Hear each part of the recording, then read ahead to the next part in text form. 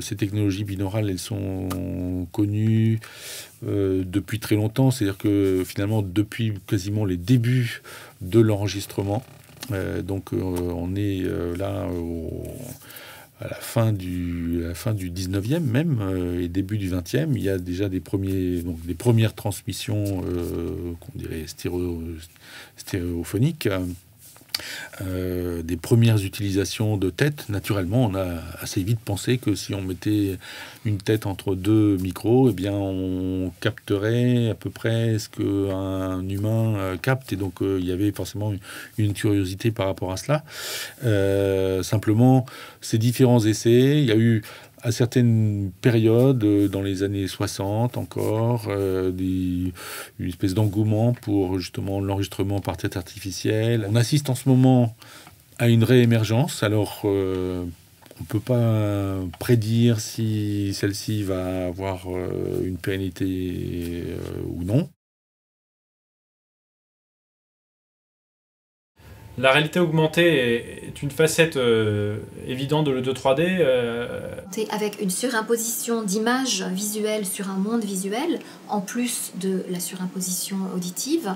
Et je trouve que c'est là où elle a pour aujourd'hui le plus de sens. Enfin, typiquement, toutes les applications touristiques, alors on connaît tous les audioguides qu'on peut avoir dans un musée, mais quoi de plus évident que de se promener dans une ville historique, d'avoir son casque et son smartphone à la main, et grâce à la géolocalisation du smartphone, tout d'un coup d'entendre une porte qui s'ouvre dans un mur gallo-romain avec un historien qui nous raconte l'histoire de cette porte et de cette maison et de cette façade et de l'ambiance de cette rue, le tout devant une porte qui est totalement inerte évidemment, mais c'est la réalité augmentée et le son qui vont venir nous raconter une histoire et complètement se calquer à la réalité qu'on est en train de vivre.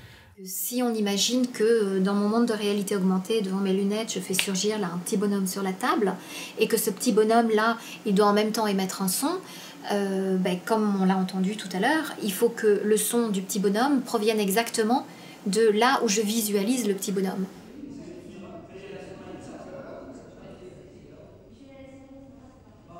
Donc ça, c'est potentiellement un débouché énorme pour le son binaural.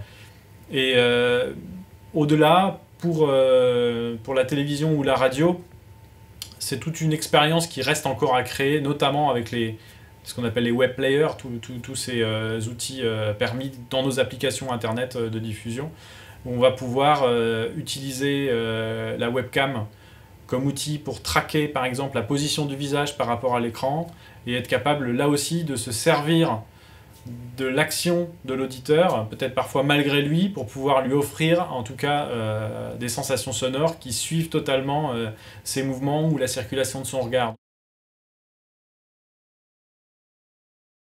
Mais moi je travaille uniquement avec les humains et je travaille principalement avec des personnes qui sont ce qu'on appelle saines, normales, c'est-à-dire que ce ne sont pas des patients, sachant malgré tout que je m'intéresse au versant applicatif concernant le médical.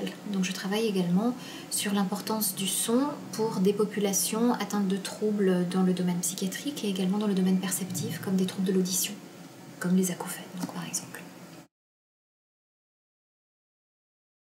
Then I started in 2009 to develop a software tool, what's now known as the Spatial Audio Designer.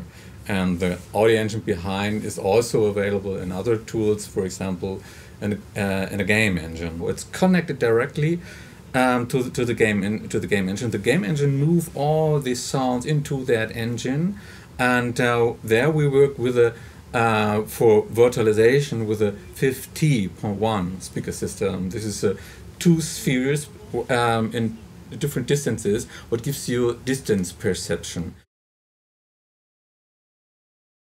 Évidemment, les technologies sont quand même plus avancées, où on a des possibilités de transmission beaucoup plus larges, des possibilités d'adaptation plus grandes.